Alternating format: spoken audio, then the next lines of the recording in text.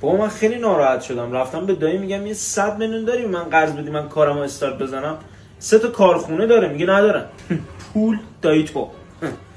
یه جا پارک خالی داره، یه هفته از هم التماسش میکنم تو رو خدا بزن این ماشینم بزنم تو پارکینگت. میگه نمیشه. خب اگه من برم به دایی بگم کار دوتاتون رو بندازه چی؟ باشه تو اگه تونستی از اون پول بگیری نفری 100 میدید بهم. باشه برو بگیر، من 100,000 تومان میدم بهتون، منم راضیم.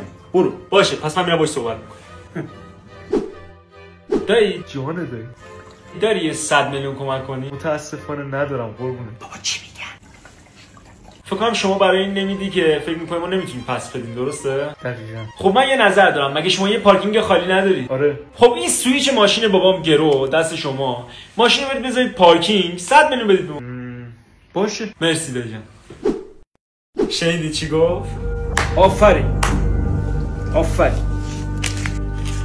مرسی عزیزم. شما داداش گلم. برای اولین بار دارم با رضایت قلبی حلالت. مرسی.